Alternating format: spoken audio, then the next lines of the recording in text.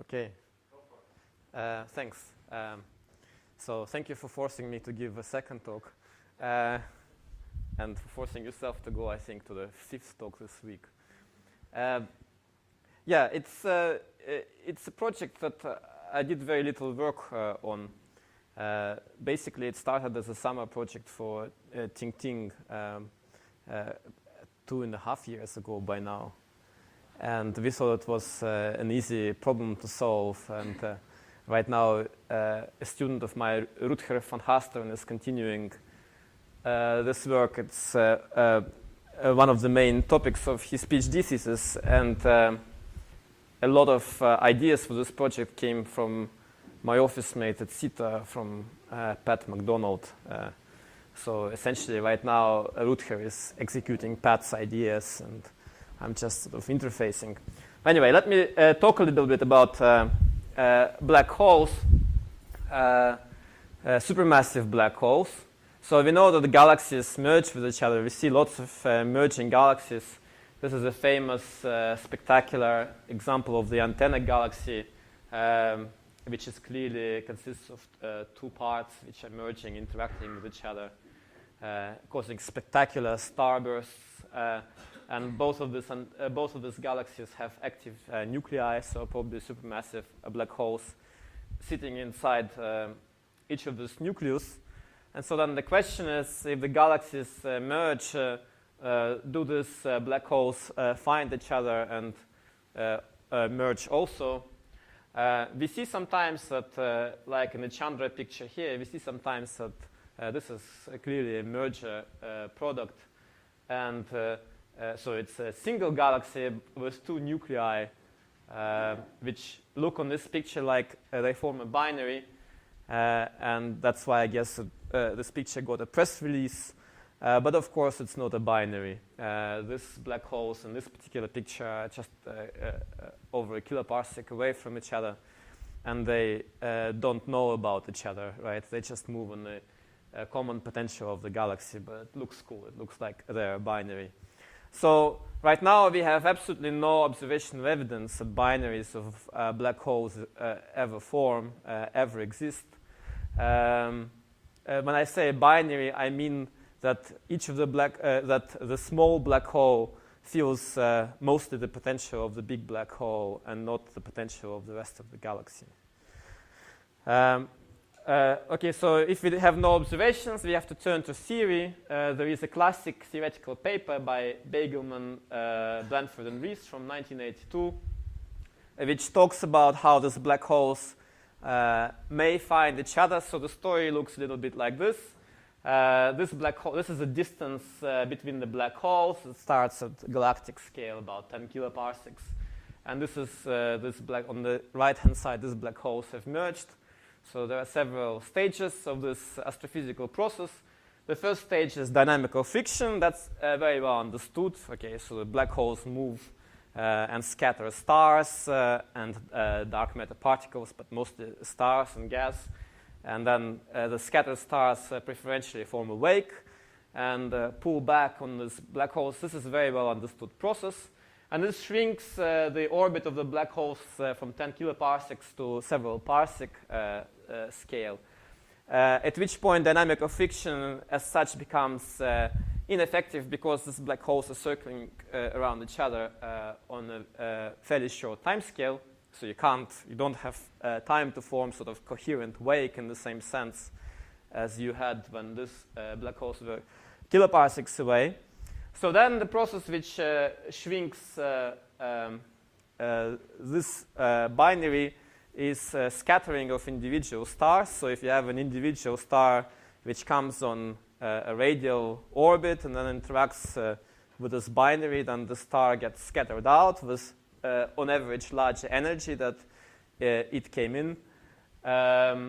And this works fine until you run out of the stars on radial orbits. Okay, and this is a famous loss cone problem that you essentially empty the binary itself. It empties the loss cone, and then you don't have any more stars which are on radial orbits. Okay, then there is 2 orders of magnitude where we basically use our imagination for shrinking this orbit.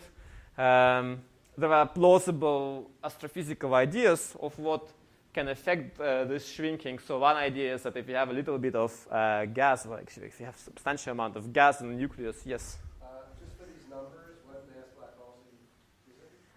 10 to the 8, something like that. Typical mass of the black hole is 10 to the 8. A supermassive black hole. Okay, so if there is a little bit of gas, and this gas can drag on the binary, so you can have a configuration with a gaseous disk, the binary inside the disk, and then the density waves sent out in this gaseous disk, they shrink the orbit.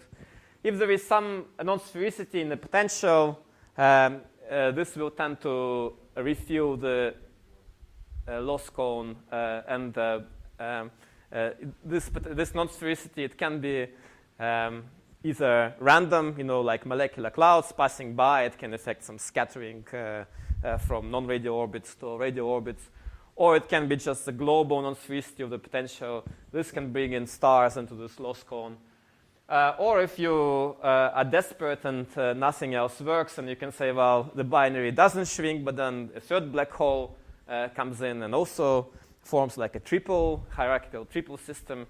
And in some cases, you can show that this hierarchical triple system acts in such a way that the internal binary is driven to highly eccentric orbit, and then you can emit gravitational waves.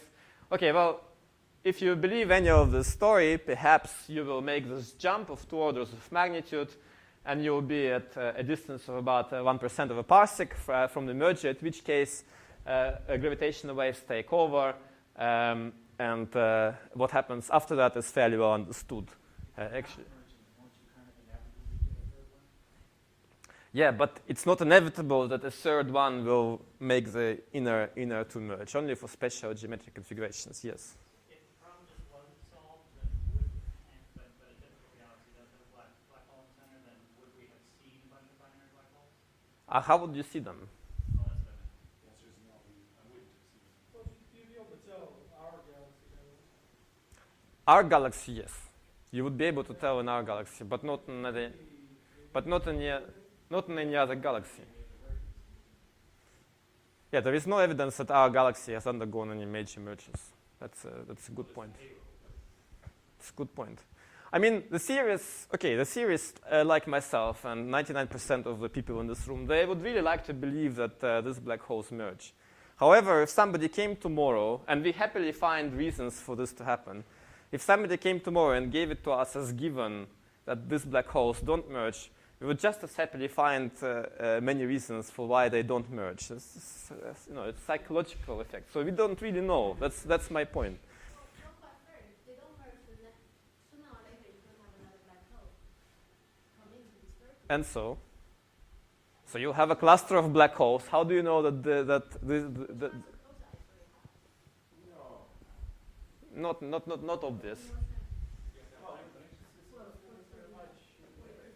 It's not obvious. But there is a serious. Okay, there are serious reasons. Let me not be too pessimistic. There are serious reasons to believe that somehow this merger happens, but there is no certainty. Okay, we don't know. One last question is: if they did merge, we did end up having free body interactions, wouldn't we expect to see a large number of off-center or double quasars or something like this as we pick one of these objects out?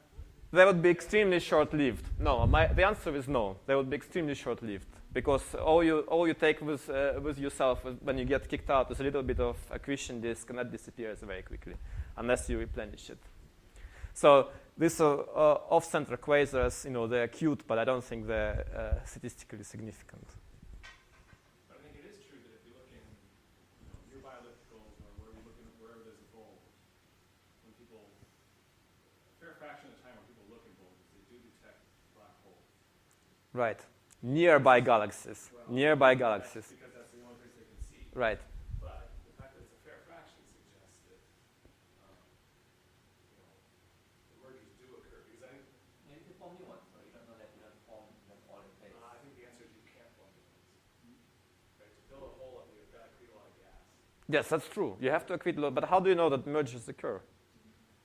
Well, you see, as you showed. Oh, mergers of galaxies occur. There's no doubt about this. We see lots of merging Black holes galaxies. do come into about a parsec. That is theoretically believable, although there is no observational evidence for it. If that's the case, and they're nearly or roughly equal mass binaries, then you would have seen the dynamical effects of that in these galaxies where you're looking in the bulge. You do see dynamical effects, but the dynamical effects, so for example, many people like Miloš Milosavljević, they would argue that the flat cores of elliptical galaxies, they're produced by a binary. I'm saying when you look now using like Euclid, those people do, you see an increase in the stellar velocity dispersion, which Yeah. is a single black hole. Yeah, If it was a binary black hole, you would see a different disturbance. it depends on what distance. Right? If it's a binary, parsec separation, there would be no difference. Another thing, No, it definitely would be, because they see many of these things almost down to a parsec. That's where they start to see the deflection and the velocity. another thing is you consider it equal black holes. Yeah, So the galaxies. yeah, And most of the collision occurs between big and small galaxies. yes, yes, correct. This is quite exceptional. Okay, let me take executive decision and stop this discussion for now. Right? Otherwise, we'll never get to pulsars. I think everything I said is correct, and if you don't agree with it. The discussion proved. All right, now let's suppose that this. So let's suppose that this binaries form, and then they shrink due to the emission of gravitational radiation. The final stages of the emergence will hopefully be seen by LISA, which will be launched in a decade or so. But I'm not going to talk about LISA. I'm going to talk about detecting binaries when they are shrinking due to emission of gravitational waves, but they have much larger periods, so they're still extremely well separated. And they have orbital periods from months to years. In principle, of course, there will be wider binaries as well, but the lifetime of a grant or of a graduate student is, let's say, 10 years time scale. So realistically, I would say we have to aim for this type of time of the period. Okay, so now let's suppose that we have some extragalactic gravitational wave which comes from this direction. This is what it shows here. And in our galaxy, we have excellent Einstein clocks, which are millisecond pulsars. They send extremely regular pulse trains towards the Earth. Then this gravitational wave will affect the space-time of our galaxy and will break the regularity of these pulses. So the pulses will not be perfectly regular. So this is an old idea that you can use pulsars as Einstein clocks and look for gravitational waves. I think Sargent and Detweiler were the first ones to propose it. Now, what will happen is that if this is a plain gravitational wave, it will cause frequency shifts delta nu over nu of the pulse trains, which are given by this expression. So let me walk you through this expression. This cosines, etc., these are geometrical factors. They depend on the angle between the wave vector of gravitational wave and direction from the Earth to the pulsar, and also they depend on the orientation of the polarization vector of this gravitational wave. Okay, now this h of t is the strength of the gravitational wave signal when at the location and the time of reception of this pulses on Earth. Okay, and this h t minus L cosine theta. Okay, this is the strength of this gravitational wave when this pulse train was emitted from the pulsar at the location of the pulsar. So mathematically, this expression works a little bit like redshift, expression for the redshift. The physical reason is different, but this is the mathematics. Okay. Now, now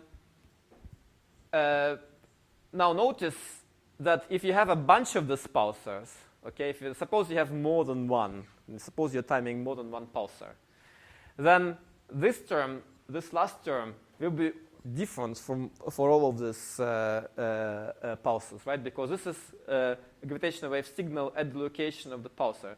But this term is the same for all of them, okay? So there is all of these pulsars, the timing residual, the frequency shifts, will have something in common. You know, there will be a common term for all of them. And we will use this fact shortly. Okay, it's just a few words about millisecond pulsars. They're really truly boring objects. At least we select those ones which are boring in terms of timing, right? And they, because their pulsars are so regular. So, young pulsars, they have all these glitches and timing noise. I see Martin shaking his head. I mean, from the point of view of timing, they're boring, right? They don't show any interesting timing behavior, correct? Maybe they're interesting from other perspectives. But the idea is to make an army of these pulsars. So you use the most boring objects to make armies. And the current precision of timings of this millisecond pulsars is about a microsecond. But it's rapidly improving as our detection technology is improving. So there is a projected precision of about nanoseconds, 100 nanoseconds of this timing. And there is, in fact, already, I'm running ahead of myself. But out of these 20 pulsars that Australians are timing, about half of them have timing precision less than 500 nanoseconds. And one of them is close to 150 nanoseconds. And that's improving as they understand the systematics of the detection machinery. These numbers are going down. Okay, now intrinsic noise of these pulsars, the physical origin of this is unknown, but the main thing is that the timing noise for all of these pulsars is uncorrelated with each other. They don't talk to each other. But gravitational waves, although it's unknown, but as I have shown, the timing residuals from these gravitational waves will be correlated, as coming from all those different pulsars. So let me just finish. So there are two major projects which are currently in development or implementation, where people will use an array of the millisecond pulses to look for gravitational waves. One project is in Australia. It has been timing about 20 pulses using the Parkes telescope. And the main player, the leader of this project is Dick Manchester and George Hobbs, who has been recently hired by ATNF. There is a European counterpart, which is led by Michael Kramer and Ben Stappers, both in Manchester.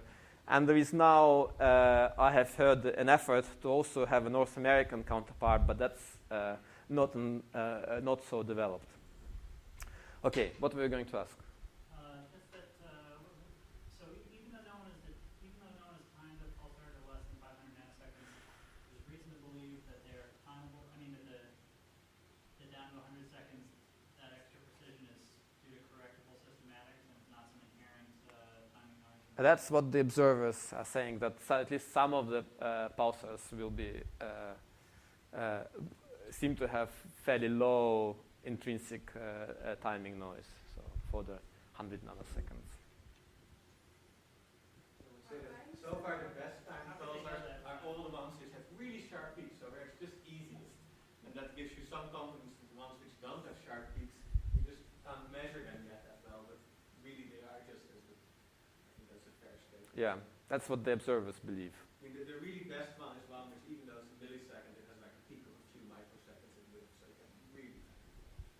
So, Yuri, we're talking about the gravity wave, which can give it to change the position between pulsars and Earth. So, in other words, the wavelengths of gravity waves is distance between pulsars and Earth. No, that's an important point. These pulsars, of course, they're kiloparsecs away, right? They're light years away. So, but the gravity waves that we are sensitive to are human lifetime, right? Or a graduate student lifetime. Okay, so it's much shorter. All right, but this is the reason, again, I'm running a little bit ahead of myself, but this is the reason that why the correlation comes from this term, right? The arrival on Earth, and not from these terms. These guys will be all decorrelated with each other, right? These guys are not correlated precisely because the characteristic wavelength of the wave is much shorter than the distance to this. But how do you know which one contributes most? If you have a stochastic background of gravitational wave, Yes. so which wavelength will contribute most to this? Oh, you have to estimate. You have to. Well, okay. uh, uh, well, what do you mean, how do you know? You make an assumption about, you make a calculation of what you expect for the spectrum of these gravitational waves. And then from this you know what is... No, if you have a background, you have unknown stochastic background. yes. It's all will contribute to this effect. Yes, it will all contribute to this effect, yes.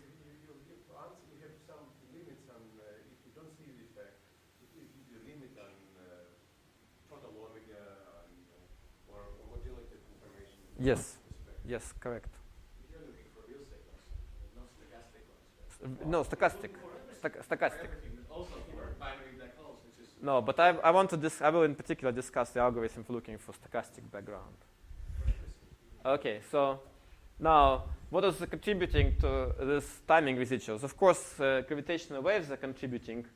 Then there are pulsar timing noises. So in the algorithm that I'll show you, we take this into account. We take quadratic spin downs of pulses into account, which is to say that these pulses are not perfectly steady rotators, but they are magnetic dipoles, and they slowly decrease their spins, okay? Which means that in the timing residuals, there is a quadratic systematic function in timing residuals, which you subtract, okay, which the observers subtract.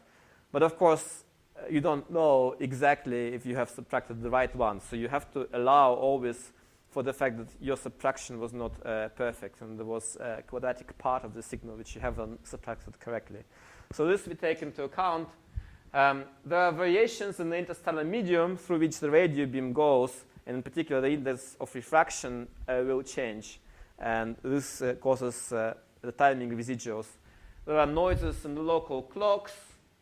To be sure that you are measuring the correct path length, you have to know where the Earth is, and there are some errors in the Earth's ephemeris in the solar system.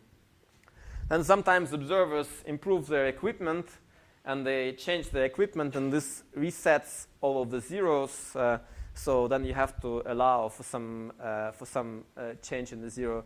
And then sometimes you send graduate students to do the observations, and then you get human errors. Of course, tenured members of the universities, they never make errors. So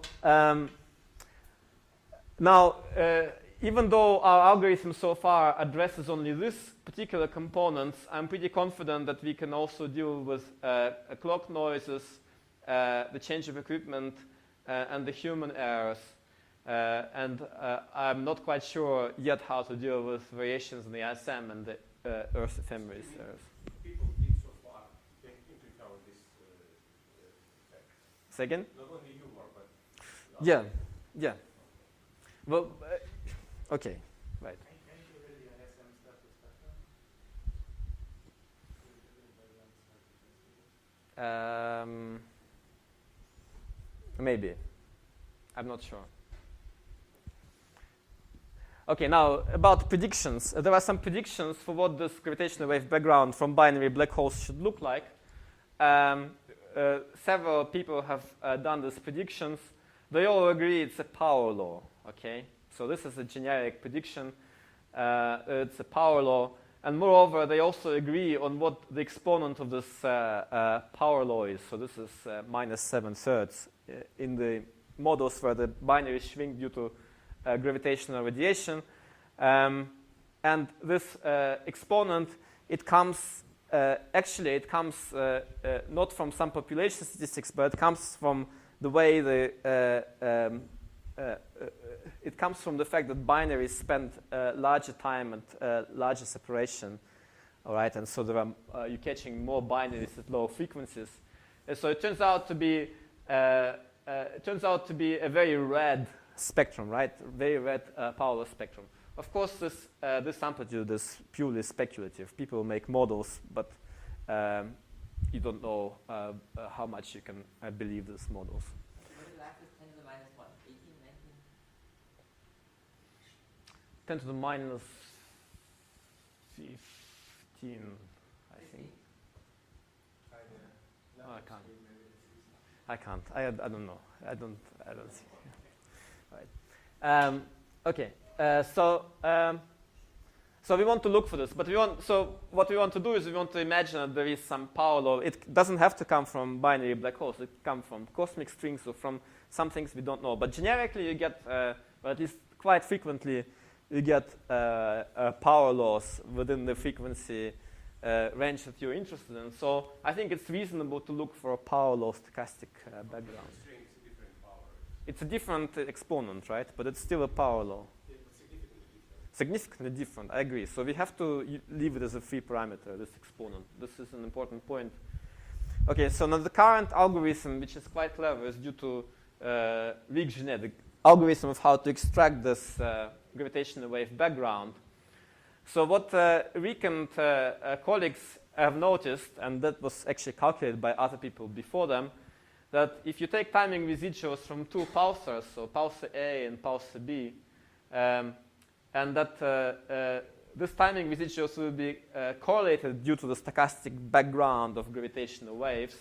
And this correlation has a particular functional form, which is written here, and x is just the cosine between of the angle between the two directions on the sky. Okay, so this is what x is. A very simple thing. So the idea was, well, why don't we just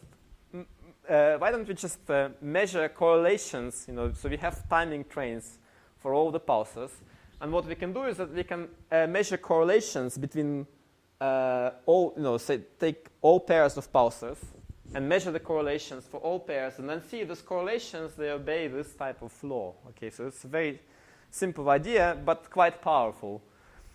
So now the actual implementation that they have chosen for this is not optimal because, well, for many reasons. They don't use completely the spectral information which is sitting in this gravitational wave background. Also, they don't distinguish between pulsars. They give the same statistical significance to pulsars which have high noise and to pulsars which have a low noise.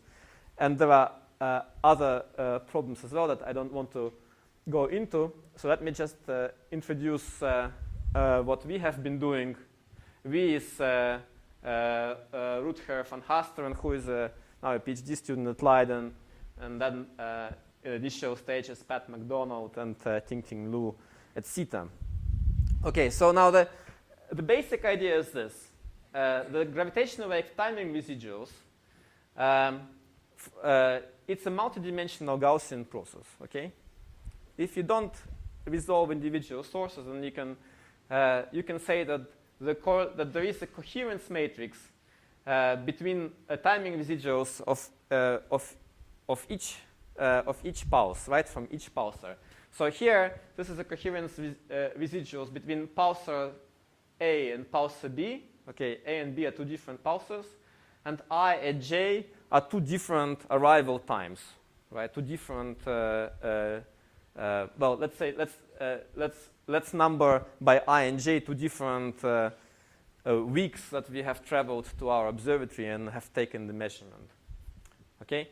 So, and this is correlated. This is a well-defined multidimensional Gaussian process, and it splits into the time-dependent part, so the part which just depends on the difference between the times of the measurement, okay, and plus the times the geometric part, which is that factor that I have shown you. Well, it's due to that geometric factor that I have shown you. And then you have to average it over all directions and all polarizations. So there is a characteristic functional form. Now this is just a Fourier transform essentially of the power spectrum of gravitational waves. Okay, now the full coherence matrix is the coherence. This is the full coherence matrix.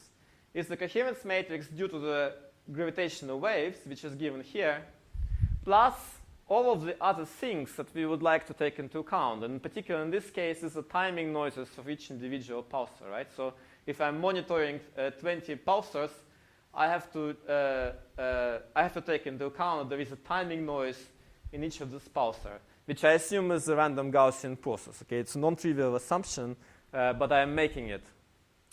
So, and then I'm looking. I'm developing sort of a Bayesian procedure for looking for this particular parameter. So this the parameters A is the amplitude of gravitational wave background and N is the exponent.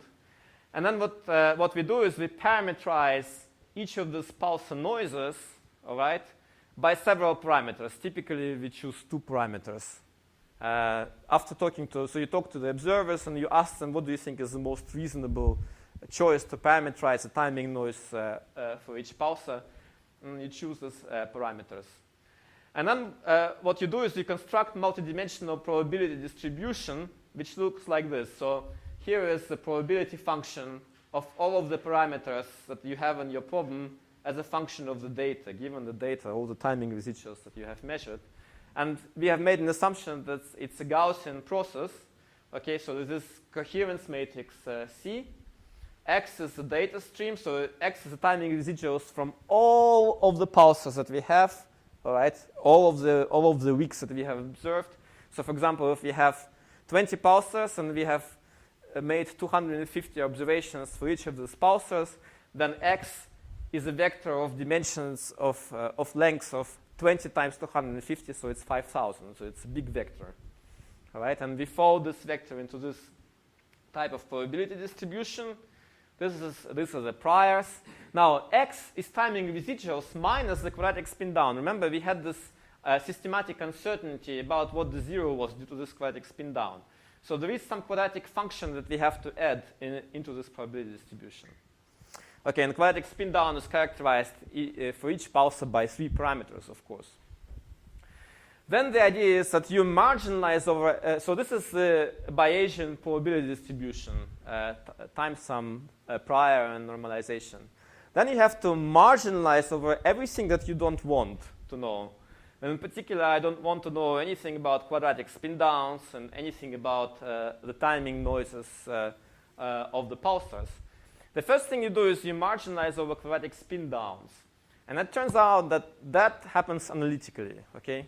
That you don't have to do anything special for, because you have a Gaussian function, and these quadratic spin downs, they enter linearly into this X, so you can integrate this analytically. And this just rewrites this expression in some different analytical form. And this trick, I think Pat has taught us this trick. It's quite commonly used in a different context in doing this type of thing in large-scale structure or cosmology, etc. And then, of course, you have to marginalize numerically over the timing noise parameters of your pulsars.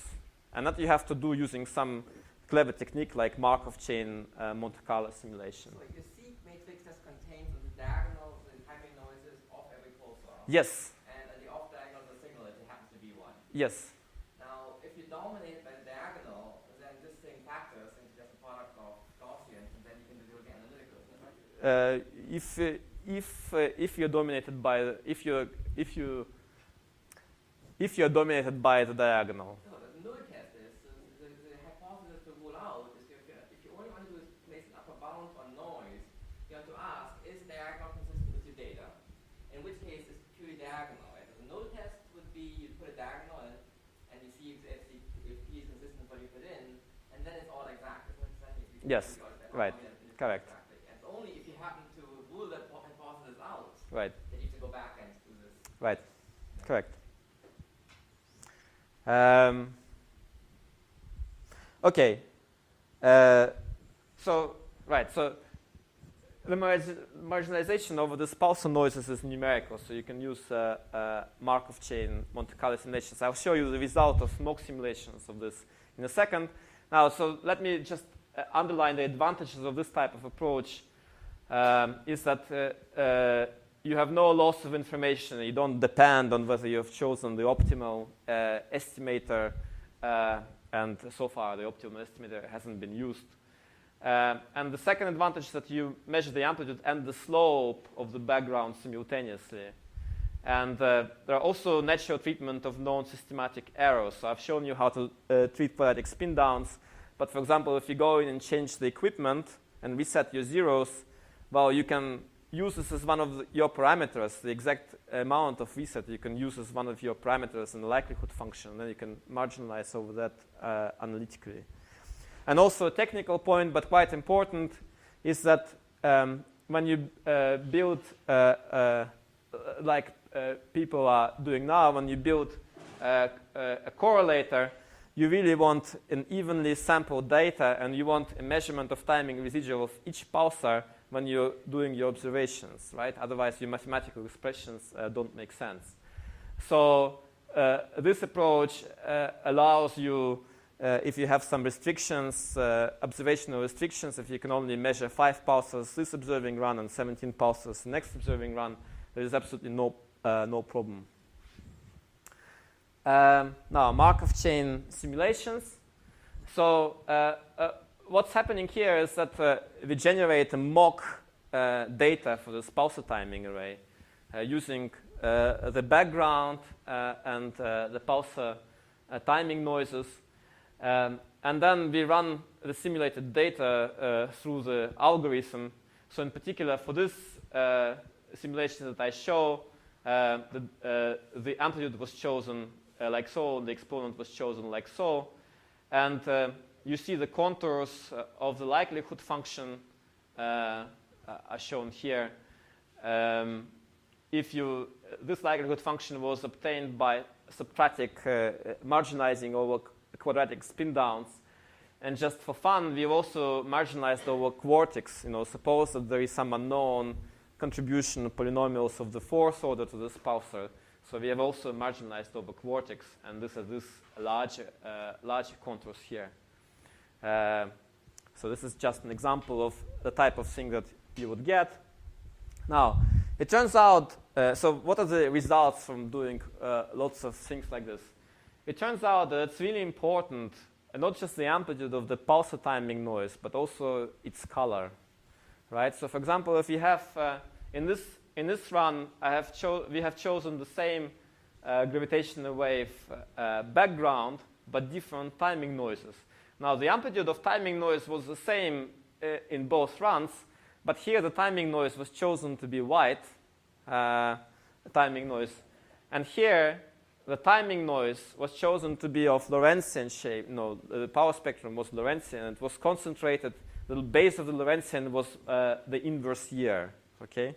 So there was, even though they were the same in amplitude, but this one, it had some long-term coherence, right, between different timing residuals. And you can see just how much worse you're doing in this case than this case. So here you have a beautiful measurement of both the amplitude and, certainly strong detection, but also a good measurement of the amplitude and the slope of the gravitational wave background. And here you're in serious trouble. And this is after, I think this is after 10 years of observations. Okay, now we're also interested to do some parameter studies. How does your signal-to-noise ratio depend on various parameters? So here we have the number on the x-axis. We have the number of pulsars that you're monitoring. And here you have the level, the average. Well, we have assumed that all pulsars have the same timing noise. And this is a signal-to-noise, in color is a signal-to-noise ratio of your detection. And so 14 is high in this corner, and 2 is low. 16 is high in this corner, and 2 is low. And this is sort of the isocurves of this contour. And you see that things really improve.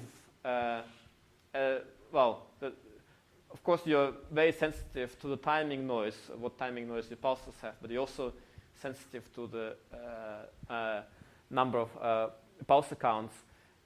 This type of diagram can help the observers choose whether they want to monitor many pulsars at the same time, but with not so high precision, or whether they want to monitor a few pulsars, but with high precision. So this type of diagram hopefully will help them devise observing strategies. So here is signal-to-noise ratio as a function, again, of number of pulsars on the x-axis and the duration of experiment on the y-axis. And here it's interesting that you are really, really sensitive to the duration of experiment. Your signal-to-noise ratio becomes much, much greater if you let your experiment run for a longer time. And basically the reason for this is because your power spectrum is so red that if you allow for longer measurement times, you become more sensitive to the longer wavelengths. Okay, I'm at the end of my talk. I see that people are... This is mock catalogs, yeah. These are mock catalogs. And what's the spectrum of the background? So we've always chosen the spectrum as you expect from the gravitational wave from binary black holes, but then we allow in our, we treat it as it's a free parameter, yeah. So, okay, well, let me just wrap this up. This is also how many observing runs you have. And here the encouraging thing is that, so this is the amount of data points per pulsar, and this is duration of experiment. And here you can see that you're much more sensitive to the duration of the experiment rather than how frequently you go to the observatory and take your data, which is encouraging. It means you don't have to propose for too much observing time. This is the final diagram. How does the signal-to-noise ratio scale with the averaging pulsar timing noise? So all of the pulses are assumed to have the same timing noise here. And you have to have low timing noise, otherwise your signal-to-noise ratio becomes quite small. Right, conclusions. Yes. You try to put in another diffusion model, for instance, for your background amplitude there? Because your likelihoods might be different depending on your diffusion model. Oh, of course it's different, right? That means all these correlations, parameters that you showed might be actually different if you have now a different gravitational wave background there. Right, a very good point. Because when you use a red one, if you are dominated by another source that is bluer, then it's not actually. Yeah, very good point. So we have to use theoretical bias, what we expect to see in order to devise the best strategy. But yeah, that's a good point. Okay, so what are the conclusions for this talk? Listen to all these technical things. SBH binaries, which are emitting gravitational waves, they're predicted, but the predictions, I would say, are so far not on very solid footing, and certainly no binaries like this have been observed. If the theories tell the right story, then the gravitational wave detection by pulsar timing array is likely, but perhaps not certain within a decade or maybe a decade and a half. And the signal-to-noise ratio of this experiment is most sensitive to the duration of the experiment, so you have to keep it running for a long time. But this is, of course, for this red power law noise, and also to the number of good pulses. Okay, that's it.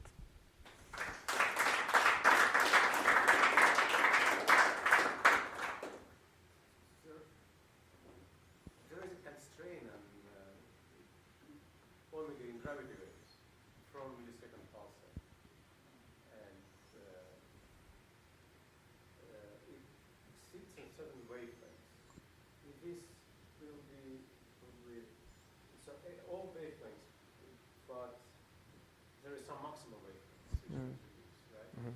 So, and people are usually plotting it for this maximal wavelengths, which is a distance between the millisecond pulsar and us. No. Yeah, because we're talking about very low frequency. They can only the changes, they don't know the absolute distance. So the changes have to be in a human time scale of 10 years frequency. So you're saying that this frequency is nothing but the timing of Duration of the experiment. it's just observation. Yeah, if you have a very long wavelength gravitational wave, you're not sensitive to it. Yes. One could have just done a simple thing of just taking the likelihood, expanding it as Taylor series around a fiducial point, Yeah.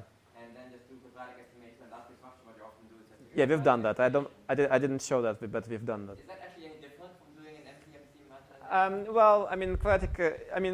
In some cases, so I haven't showed you all of the dirty laundry.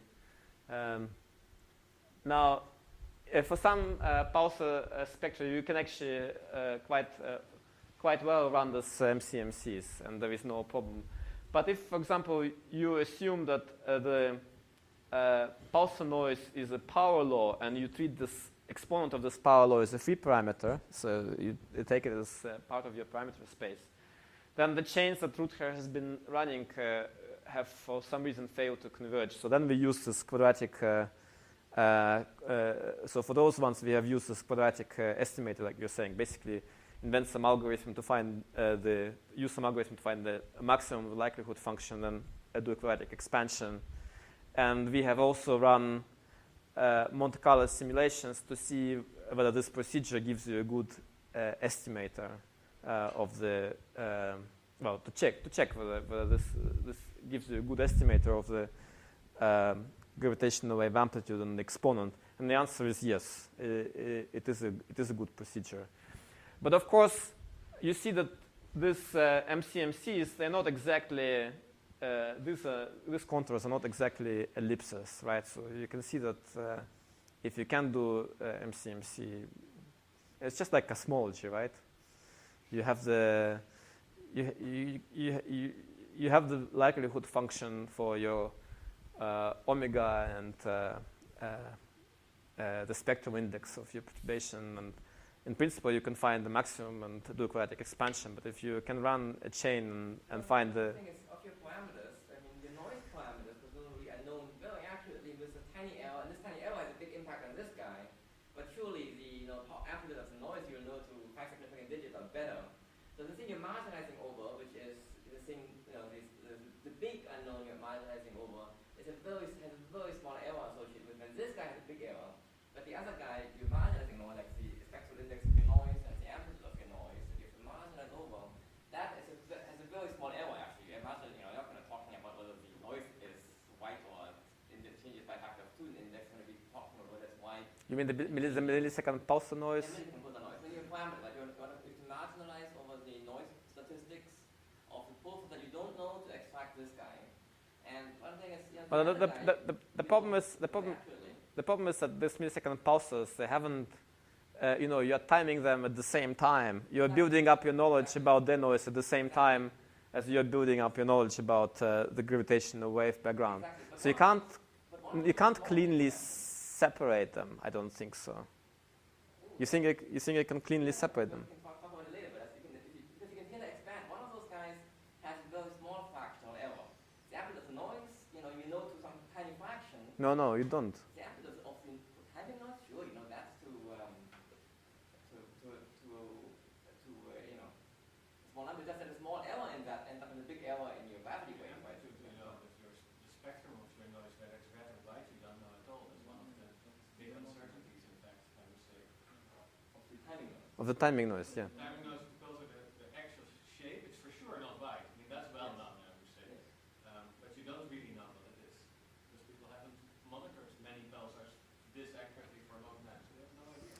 So I think the correct procedure is to do it simultaneously, to infer the parameters of the pulsar noise and the gravitational wave background simultaneously, and fold them up in the same likelihood function, rather than do it separately. Because just like Martin says, you're accessing new timescales every year, and you're finding out the timing noise on this timescales concurrently with your gravitational wave experiment.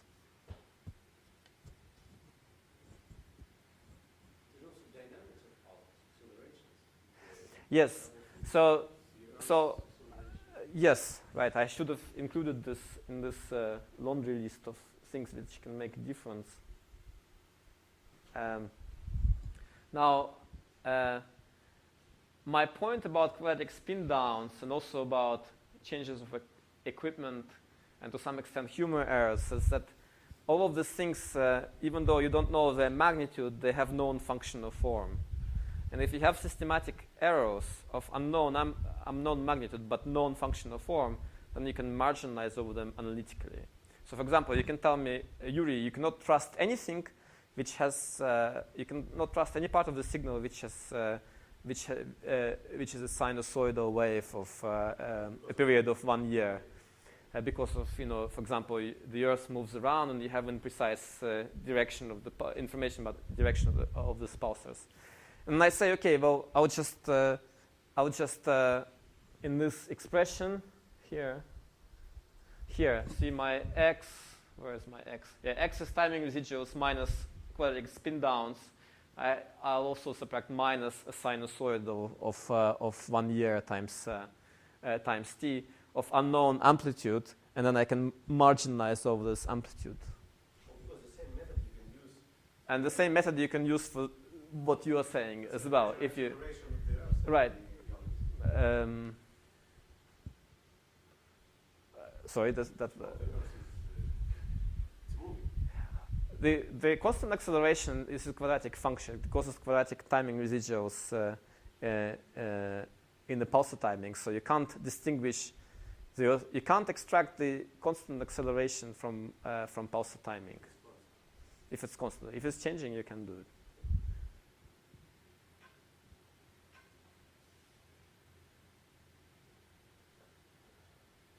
Okay.